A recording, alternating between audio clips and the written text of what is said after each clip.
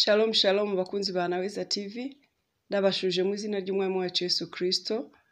Uwiteka Imana y'amahoro abishimire kandi abagirire neza muri byose. Ni mama Matilda kandi ngarutse kugira ngo tuganire ku ijambo ry'Imana. Ijambo ry'Imana n'umutsima w'ubugingo, ijambo ry'Imana jya urikunda nshuti yanjye, ijambo ry'Imana jya urikumbura kandi urishakishe kuko ririmo ubuzima, ririmo amahoro, ririmo ubutunzi. Ijambo ry'Imana ribonekamo ibyo dukeneye byose muri iyi si.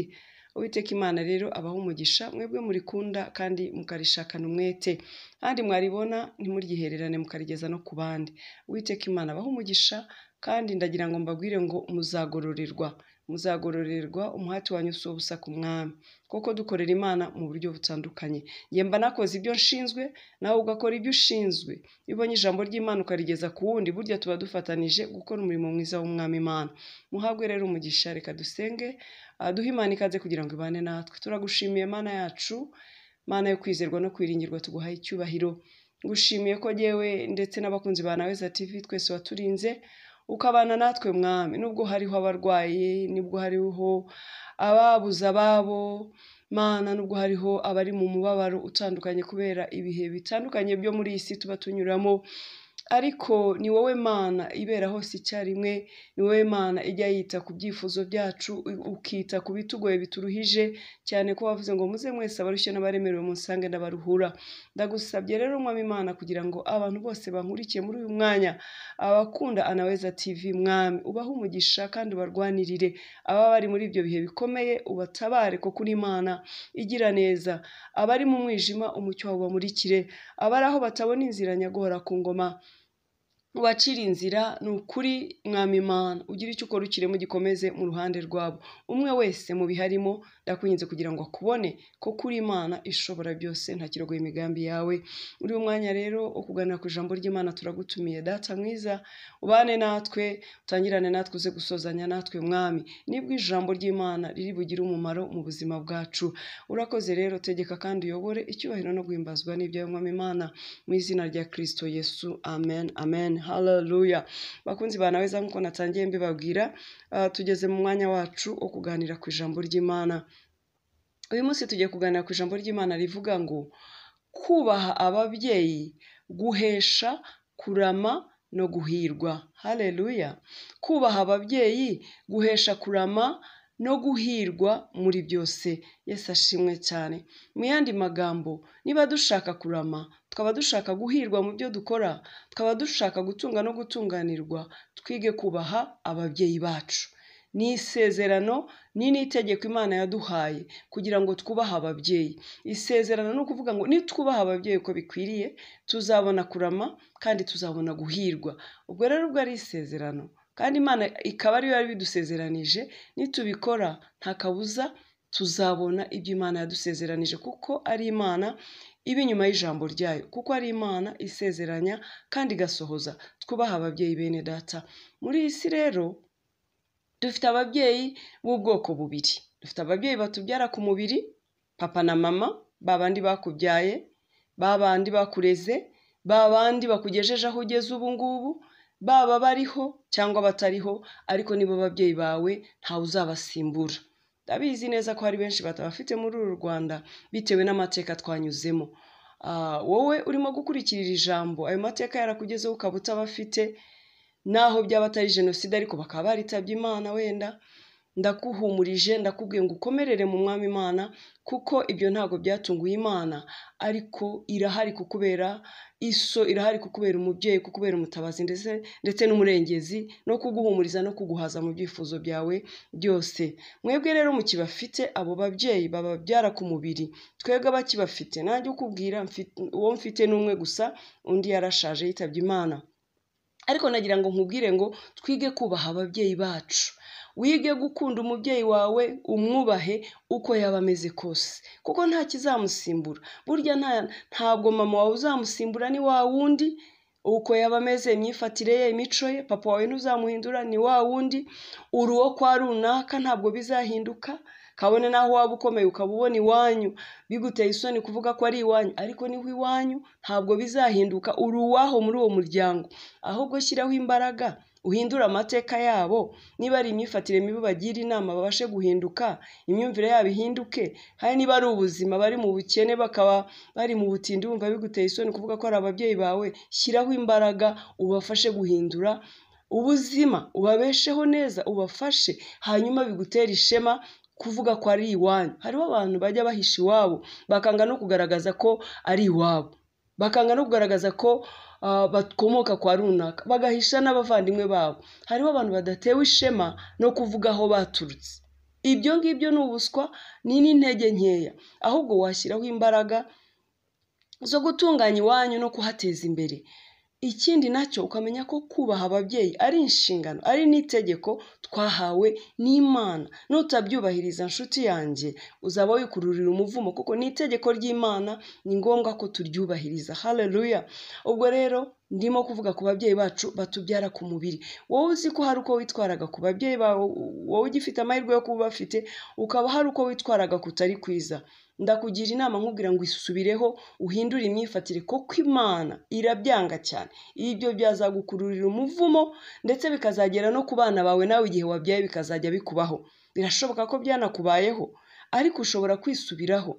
Wenda nawe uri umubyeyi urabona abana bawe batakubaha, bishobora kuba bituruka kuko nawe wafashe ababyeyi bawe, kuko ngo icyo tubiba icyo tuzasarura. Bikosore rero hakiri kare, utangire wite ku babyeyi bawe, kandi niba byarakubayeho bakaba batakiriho, saba Imana imbabazi, saba Imana imbabazi, uyibwire ko bwari ubutamenya ariko waje kumenya ko ari icyaha.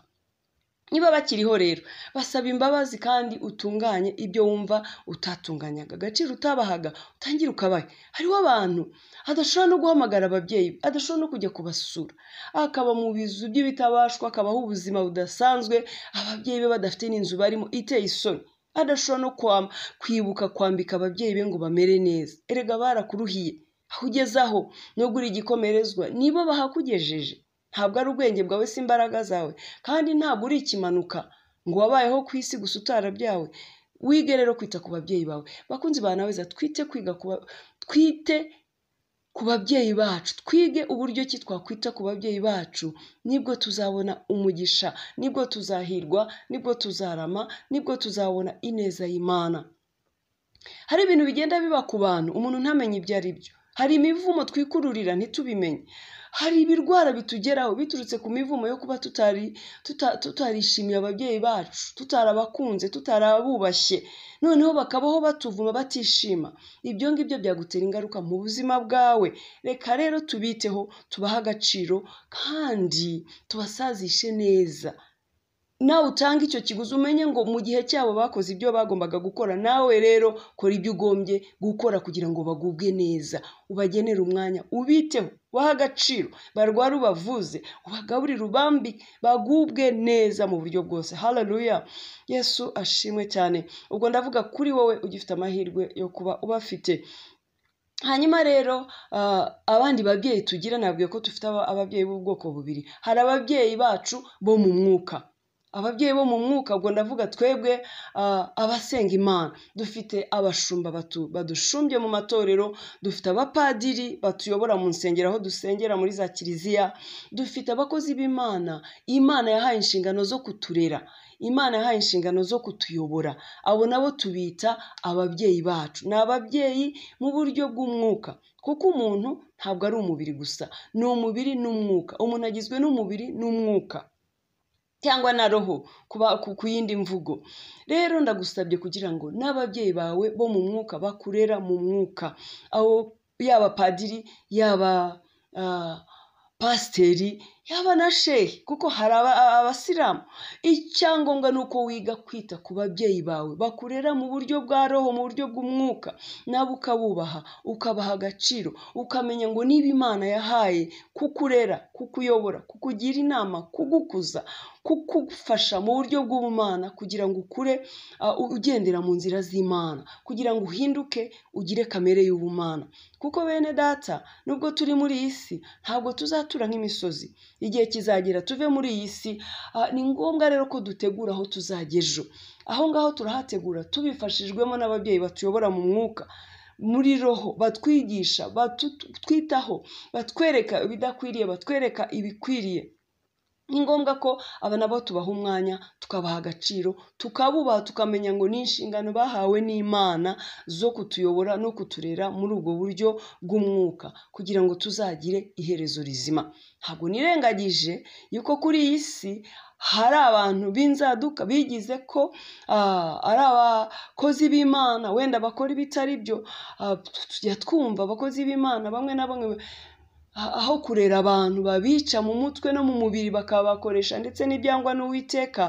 Ni ngombwa ko nawe ushishoza ukareba uwo mubyeyi wawe se wo mu mwuka arakuganisha hehe, uwo nguwo padiri arakuganisha he. Tujya twumva hari abapadiri babyarana n'abakristu babo, genda tubibona za social media, noneho ibintu byose biragaragara. Tujya twumva hari abapasiteri babyarana n'abo bashumbye barera bakakwiye kuyobora mu nzira nziza. Tujya twumva hari abashehe bakora ibyangwa n'Uwiteka.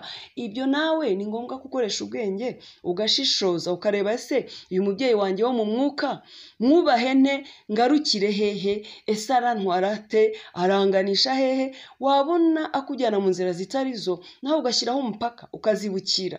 Kuvuga ngo umwubahe si ukuvuga ngo umwihe ku buryo azagukoresha ibidakwiriye. Ni ngombwa kugira amakenga no gushishoza. Ariko ubundi mu gihe ari umubyeyi muzima, umubyeyi ukwiriye icyubahiro, muha icyubahiro, muha agaciro, mukunde, mwumvire ndetse umwiteho, umuha agaciro nk'ako Imana yamuhaye. Ujye umwitaho, ibyo ugombye gukora ubimuhe.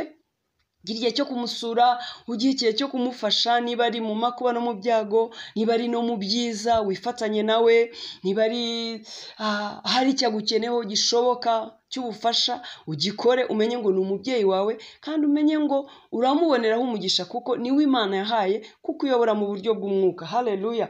Jya ugira igihe, ugira umwanya wo kubasura, wo kubitaho. Ugira akantu k'impano ujyana mu rugo rw'umubyeyi wawe wo mu mwuka, ujye kumusura. Niba afite abana, ugira igihe kimwe ujye kubasura mu rugo, ushyira abana umugati, ugende umubyeyi wawe umugurire ikarita ya telefoni, umugore we wenda umugurire, umujyane no muri salo akora umusatsi. Ni ukuvuga ngo mu buryo bwo kubereka urukundo, kubereka yuko twubaha abo bari bo mu buzima bwacu. Ariko nanone ntugende ngo wirekure ku buryo ushobora gukoreshwa n'ibyangwa n'Uwiteka. Ububahe, bakunde, ubaha agaciro. Jya ugira igihe uvuga uti umubyeyi wanjye wo mu mwuka nkwiye kumuhesha umugisha. Ishati namuguriye se, ni igitenge se namuguriye, naguze agafuko k'umuceri nakajyanye mu rugo rwe. Mu buryo bwo gukora, ukorera umugisha, umwankuraje gukora umurimo w'Imana kandi umwereka ko akorana n'abantu bamukunda kandi bamwitayeho. Ariko kandi ukabikora mu bwenge twahawe n'Imana, bitavuze ngo ku buryo wazitesha agaciro wenda ugakora ibidashimwa n'Imana. Haleluya. Niba ari padiri, byo turabyumva ko adafite umugore, wenda ngo uzamushyira igitenge cy'umugore, ariko ushobora kugenda rimwe wagiye mu misa, waguze kado ya padiri, ishati, misa yarangira ukayimuha, ukavuga uti padiri ndashaka kugushimira uburyo utwitaho, uburyo udufasha, uburyo wita kuri roho zacu, utuba bugufi, ukora umurimo mwiza, mu rwego rwo kumushimira no kumutera imbaraga mu murimo mwiza akora.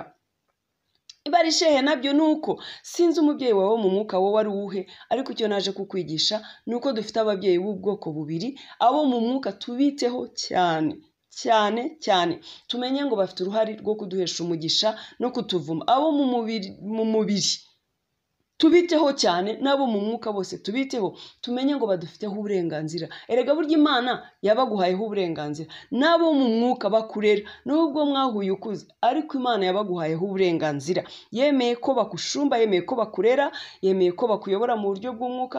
Baha agaciro, ububahe. Ni abantu b'ingenzi mu buzima bwawe. Abo mu mubiri byo urabyumva, kuba utarabikoze ahubwo byaba ari amakosa, kuko baragukujije, barakuruhira, barakuvunikira. Hari igihe warwaraga bakarara ku majoro, barakwigishije yenda rimwe na rimwe bakiyima, bakambara ubusa, bagasonza kugira ngo bakugeze aho ugeze ubu. None wenda we warabibagiwe. Ubwo ndavuga ku waba yarabibagiwe cyangwa atuzuza inshingano ze. Have zibukira ugarukiraho. Birashoboka ko wari umugambi w'Imana kugira ngo wumvire ijambo wikosore hakiri kare, nta ngaruka urahura nazo mu buzima bwawe. Haleluya. Nta na kimwe Imana ikora nta mpamvu. Rero iri jambo ry'Imana tugiye kurisoma, sinzi ko Haleluya. Yesu nashimwe cyane. Riravuga ngo ni mu Baefeso ibice 6 guhera ku murongo waho wa mbere. Haravuga ngo bana mujye mwumvira ababyeyi banyu mu mwami wacu, kuko ari byo bibakwiriye. Wubahe so na nyoko. Iri ni ryo tegeko rya mbere riri mu isezerano. Murongo wa 3 aravuga ngo kugira ngo ubone amahoro uramire mu isi, kugira ngo ubone amahoro uramire mu isi. Ngo iri ni ryo tegeko riri mu isezerano. Ni ukuvuga ngo ni itegeko Imana idutegetse ngo twubahe ababyeyi bacu, ubahe so na nyoko. Ngo iri ni ryo tegeko rya mbere ririmo isezerano. Isezerano ni irihe? Ni ukurama. Rero mwubaha ababyeyi banyu bene data, nimuze twubaha ababyeyi bacu batubyara mu mwuka ndetse n'abatubyaye mu mubiri, kugira ngo tubone kuramira muri iyi si. Sinzi ko mwumvise umurongo wa 3, kugira ngo ubone amahoro uramire mu isi. Kugira ngo tubone amahoro turamire mu isi, duhirwe mu byo tugerageza gukora byose, kandi turame twe gukenyuka. Nitwubaha ababyeyi bacu batubyara mu mubiri, batubyara mu mwuka, baturera, kuko bose baduhaweho inshingano. Mwene data, Imana iguha umugisha. Wowe utabikoraga